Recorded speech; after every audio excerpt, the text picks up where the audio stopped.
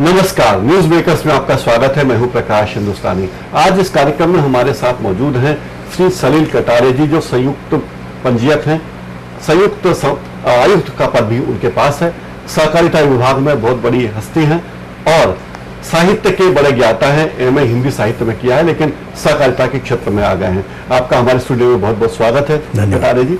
ये बताइए, ये कहा जाता है कि सहकारिता मतलब मिलजुल कर खाओ, इस बात में कितनी सच्चाई? मैं आपकी बात से शुरू से ही सहमत नहीं हूँ। सहकारिता का मतलब मेरी नज़र में परस्परम भावयंतु का जो भाव वाक्य है, वास्तव में सहकारिता उसी में निहित है। मेरा मानना है कि सहकारिता तो प्रकृति के मूल में विद्यमान है। हम जन्मतः सहकारिता को अपनाते हैं और मृत्यु पर्यंत, जीवन पर्यंत, जब तक हमारा जीवन है तब तक हम इसी मूल भावना से कार्यरत भी रहते हैं। विभाग में नियम कानून कायदे बहुत ज्यादा हैं, लेकिन उस पर अमल कम है। ऐसा लोगों को लगता है कि सहकारिता विभाग भी आरटीओ की तरह, सेल टैक्स की तरह, कमर्शियल टैक्स की तरह, इनकम टैक्स विभाग की तरह एक विभाग है। ऐसा है क्या? नहीं, ये सब जिन विभागों के नाम आपने बताए हैं, ये सब राजस्व से जुड़े हुए विभाग हैं और विभाग हमारा जो है वो डेवलपमेंट से जुड़ा हुआ है। हम सहकारी संस्थाओं को पंजीकृत करके उनके जरिए उन उद्देश्यों की पूर्ति करने के लिए काम करते हैं जिसके लिए संस्थाएं वो रजिस्टर्ड होती हैं या जो उनका मूल उद्देश्य होता है। जहाँ तक सवाल नियम कायदे कानून का है, तो प्रकृति नियम से ही चलती है, काम सारे नियम से ही होते हैं। न केवल हमारे लिए बल्कि संस्थाओं के लिए भी नियम बने हुए हैं जो उनकी उपविधियाँ कहलाती हैं और वो वचनबद्ध होते हैं उन उपविधियों की सीमा में काम करने के लिए। इंदौर में सहकारिता विभाग सहकारी गृह निर्माण सोसाइटियों के मामले बहुत ज्यादा उछले हैं पिछले कुछ सालों में, और लोगों ने सहकारिता की सोसाइटियों के जरिए करोड़ों रुपए बनाए हैं, लोगों को धोखा भी दिया है। उसमें काफी जांच पड़ताल भी हुई है। तो आपके सहकारिता के इस अभियान में कितने लोगों को प्लाट मिले? वैसे तो इस तरह की बड़ी सारी शिकायतें आज की नहीं हैं, करीब 15-20 वर्षों से चली आ रही थी। इन पर मेरा ऐसा मानना है कि पहले समन्वित ढंग से निराकरण के प्रयास नहीं हुए हैं। गुजरे 2009 में ही जो संभाग के हमारे आयुक्त महोदय थे श्री वसंत प्रताप सिंह जी, उनकी अध्यक्षता में राज्य शासन ने इंदौर की समस्या के निराकरण के लिए एक समन्वय समिति का गठन किया था जी। और ऐसी लगभग 14 बैठकें अब तक उस कमेटी की हो चुकी हैं और वर्तमान में जो हमारे संभाग आयुक्त महोदय हैं प्रभात पाराशर जी, इनकी अध्यक्षता में वो बैठकें अभी हो रही हैं। गत बैठक 4 जनवरी को हुई है। अब तक हमने जुलाई 2009 के बाद में लगभग 4000 प्लॉट्स मेंबर्स को उपलब्ध करवाए हैं। इसमें 2700 से ज़्यादा प्लॉट सोसाइटीज़ की जो गड़बड़ियाँ थी उनको ओवरकम करके मेंबर्स को उपलब्ध करवाए गए हैं और 1210 प्लॉट सोसाइटी ने स्वयं जी उस नियम का पालन करके अपने मेंबर्स को दिए हैं, जिसके तहत उनको काम करना आवश्यक है। अभी कितनी शिकायतें पेंडिंग है प्लाट की? शिकायतें तो क्रम जारी है शिकायतों का। शिकायतें संख्यात्मक रूप से महत्वपूर्ण नहीं होती हैं। शिकायतों के स्वरूप के हिसाब से हमने कार्रवाई करी है कि एक प्रकार की कितनी शिकायतें हैं। तो ऐसी प्लॉट न मिलने की जो शिकायतें हैं उससे जुड़ी हुई कई सारी शिकायतें इस तरह की भी हैं कि एक सोसाइटी में प्लॉट इसलिए खत्म हो गए कि एक व्यक्ति को एक से ज्यादा प्लॉट दे दिए गए। ऐसे मामलों पर भी हम दूसरे विभागों से समन्वय कर रहे हैं ताकि एक व्यक्ति को एक ही प्लॉट मिले, दूसरे प्लॉट पर हम उस दूसरे व्यक्ति को दें जो पात्र है। समस्या यहाँ ये आ जाती है कि जहाँ तक हमारे कानून की बात है, सहकारी सोसाइटी अधिनियम की बात है, एक बार प्लॉट का पंजीयन होने के बाद में विभाग की जो शक्तियाँ हैं, हमारे जो अधिकार हैं, वो समाप्त हो जाते हैं। हम तब तक कार्यशील रहते हैं या हम तब तक इफेक्टिवली काम कर पाते हैं जब तक संस्था का प्लॉट किसी व्यक्ति को रजिस्टर नहीं होता है। एक बार पंजीयन होने के बाद में फिर हमारे अधिकार समाप्त हो जाते हैं। तब हम दूसरे विभाग का समन्वय लेकर और उस पंजीयन को निरस्त कराने की, नामांकन को निरस्त कराने की कोशिश करते हैं और इस तरह की काफ़ी कार्रवाइयाँ अभी हमने करी हैं और काफ़ी कामयाबी के साथ में करी है। जिनको प्लाट का आवंटन कर दिया गया आपकी पहल के बाद, ऐसी भी शिकायत है कि कई लोगों को कब्जे नहीं मिला? अब जहाँ कब्जे की बात है तो ये एक राजस्व जुड़ा हुआ विषय है। जहाँ तक हमारे विभाग की बात है, हमने अगर उसकी वरीयता सूची अप्रूव करी है और आईडीए से या सोसाइटी के जरिए उसको प्लॉट उपलब्ध करवाया, तो वहाँ उसकी मेंबर की ड्यूटी ये होती है, उसका कर्तव्य ये होता है कि अगर उसे कब्जा नहीं मिला है तो राजस्व अधिकारियों को राजस्व नियमों के तहत वो एप्लीकेशन दे, आवेदन करे और उसका निराकरण करवाए। जहाँ तक हमारे समन्वय की बात है, हम इस बात की तस्दीक करेंगे उनके सामने कि ये मेंबर जेन्युइन है और उसको उसका कब्जा मिलना चाहिए। दूसरे राज्यों की तुलना में मध्य प्रदेश में सहकारिता की स्थिति कैसी है? जहाँ तक मेरी जानकारी है, सहकारिता की दृष्टि से कुछ कम विकसित राज्य है, कुछ बहुत अच्छे राज्य हैं जो सहकारिता की दृष्टि से एक अच्छा काम कर चुके हैं, जहाँ बड़ी इकाइयाँ हैं। लेकिन जहाँ तक ग्रामीण सहकारी साख की बात है, मैं समझता हूँ मध्य प्रदेश के जो एफर्ट अब तक हुए हैं, अभी हालिया जो एफर्ट हैं, मैं 5,000 करोड़ रुपए का ऋण इस मध्य प्रदेश के किसानों को राज्य सहकारी बैंक, जिला सहकारी केंद्रीय बैंकों के जरिए और ग्रामीण प्राइमरी सोसाइटीज के जरिए उपलब्ध करवाने का बड़ा भारी जोखिम रहा है। राज्य शासन ने बड़ी सहृदयता से विचार किया है कृषकों की समस्याओं पर, और 1% ब्याज पर अल्पकालीन कृषि साख मध्य प्रदेश पहला राज्य है जो उपलब्ध करवा सका है। 5,000 करोड़ रुपए किसानों को 1% के ब्याज दर पर उपलब्ध कराएंगे। कितनी अवधि के लिए कराए गए हैं? एक साल का ऋण होता है, 12 माह की अवधि का ऋण होता है, और किसानों की अपनी आवश्यकता इतनी ही सीमित होती है कि वो अपनी इस सीमित आवश्यकता के लिए यहाँ वहाँ न भटके, साहूकारों के चंगुल में न जाएं, अपनी प्राथमिक कृषि साख सहकारी संस्था में जाएं और आसानी से ऋण लेकर ऋण की वापसी भी करें। सहकारिता क्षेत्र में महिलाओं की दशा क्या है अपने राज्य में? महिलाओं की दशा भी बेहतर है। जो कानूनी समर्थन महिलाओं को मिलना चाहिए हमारे यहाँ भी लागू है। लगभग 33% स्थान नई गठित होने वाली सहकारी संस्थाओं में महिलाओं के लिए होते हैं। सदस्यता लगभग 33% महिलाओं को देनी अनिवार्य है, तभी संस्था का हम पंजीयन करते हैं। सहकारी बैंकों में कई बैंक बंद होने के कगार पे आ गए, कई बंद हो गए, उनका निपटारा कैसे होता है? मैं थोड़ा सा आपको ये बताना चाहूँगा कि सहकारी बैंक शब्द से कुछ भ्रामक स्थिति बनती है। तो सहकारी बैंक का आशय जो आम संस्था कहा जाए, सहकारी संस्था कहा जाए, ये जिला सहकारी केंद्रीय बैंक और नागरिक सहकारी बैंक, असल में जो नगरीय साख है वो नागरिक सहकारी बैंक देखते हैं, और जो ग्रामीण साख है वो जिला सहकारी केंद्रीय बैंक देखते हैं। ऐसे नागरिक सहकारी बैंक जरूर हैं, लगभग 7 बैंक ऐसे हैं हमारे संभाग में, इंदौर संभाग में, जिनके पंजीयन, जिनके रिजर्व बैंक ने लाइसेंस निरस्त कर दिए हैं। कुछ खामियों की वजह से कुछ कार्यशैली दोषपूर्ण रही है उनकी। और जहाँ तक सवाल नागरिक सहकारी बैंकों का है, ये बैंक बहुत हद तक भारतीय रिजर्व बैंक की निगरानी में आते हैं, और भारतीय रिजर्व बैंक का जो नियतकालिक निरीक्षण है, उस निरीक्षण में अगर वो कोई त्रुटि पाते हैं तो कंप्लायंस का अवसर देने के बाद में अगली कार्रवाई वो पंजीयन, उसका लाइसेंस निरस्त करने की ही करते हैं। ऐसे लगभग 7 बैंक हैं, 4 इंदौर में हैं, 1 खरगोन में, 2 बुरहानपुर में और 1 खंडवा में।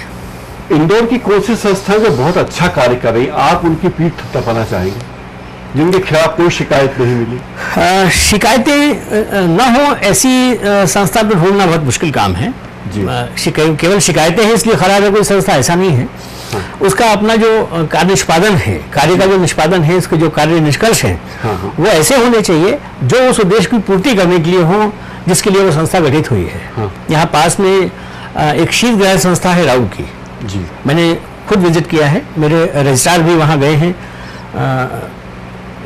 राउ की संस्था का उन्होंने निरीक्षण भी किया है, और हमने ये पाया है कि शीतगृह के नाम से जो उन्होंने व्यवस्थाएं वहाँ अंजाम दी हुई हैं, वो किसानों के लिए बहुत बहुत बहुत फायदेमंद है। इस संस्था को राष्ट्रीय स्तर पर पुरस्कृत किया गया है।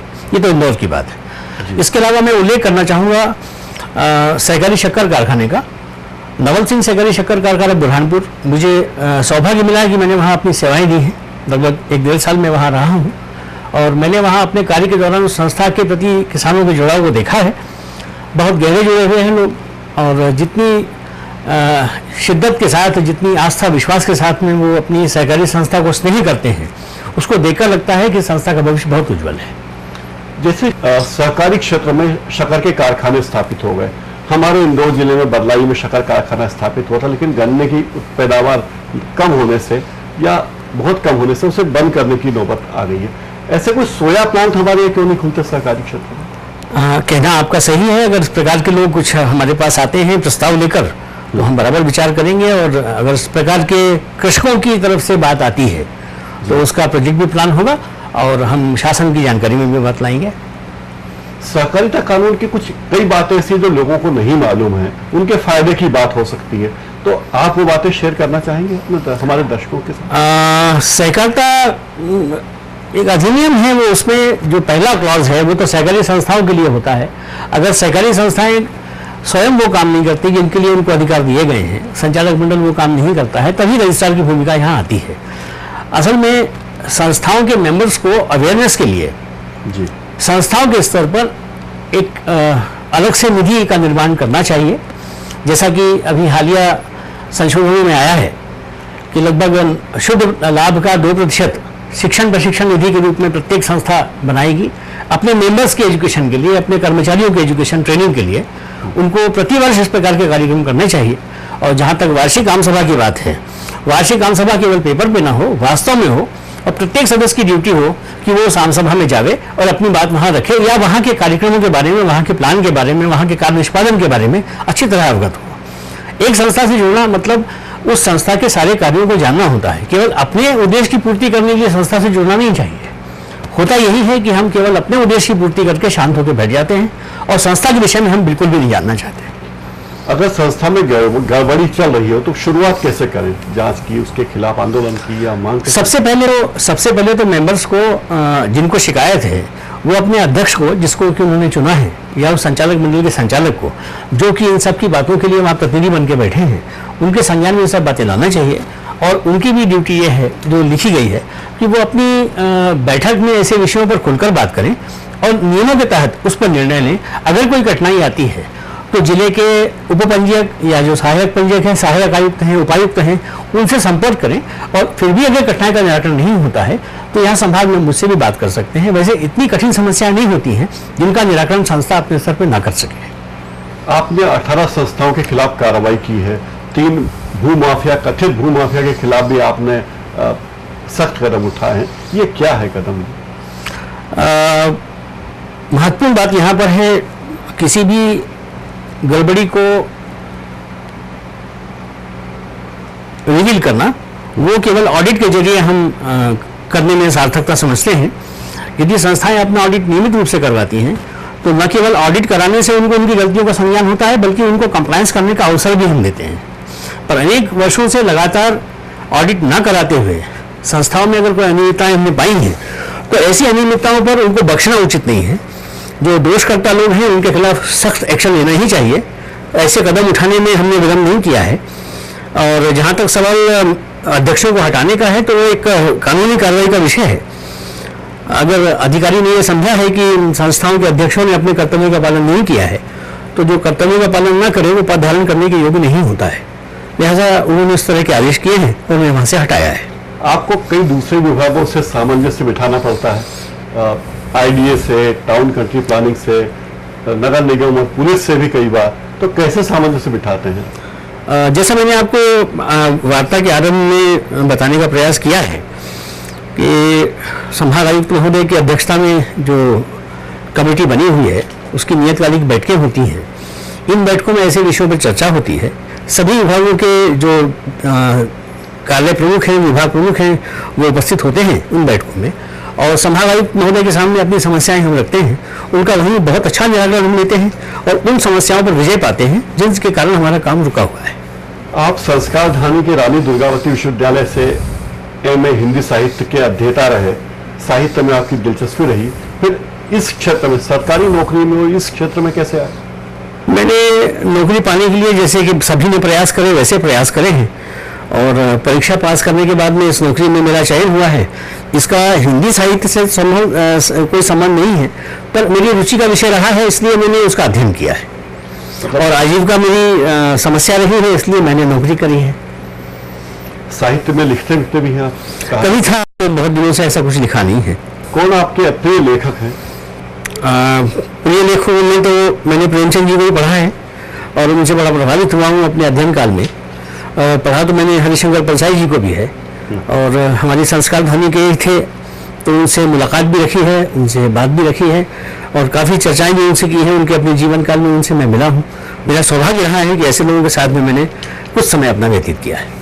साहित्यकार बहुत संघर्ष करते हैं, वे मिलकर सहकारिता के क्षेत्र में कोई कदम क्यों नहीं उठाते? कोई सलाह आप देना चाहेंगे उन्हें? अब ऐसे कोई साहित्यकार मेरे संपर्क में आए नहीं है जो सहकारिता में कदम उठाने के लिए हों। अगर कोई आते हैं तो मैं बराबर जो मेरी सीमाएं हैं उन सीमाओं में पूरी मदद करूंगा। सलील कटारे साहब हमारे स्टूडियो आए, आपने अपनी बहुत सारी बातें हमसे शेयर की, आपका बहुत बहुत धन्यवाद। Thank you. न्यूज बेकर्स में फिलहाल इतना ही।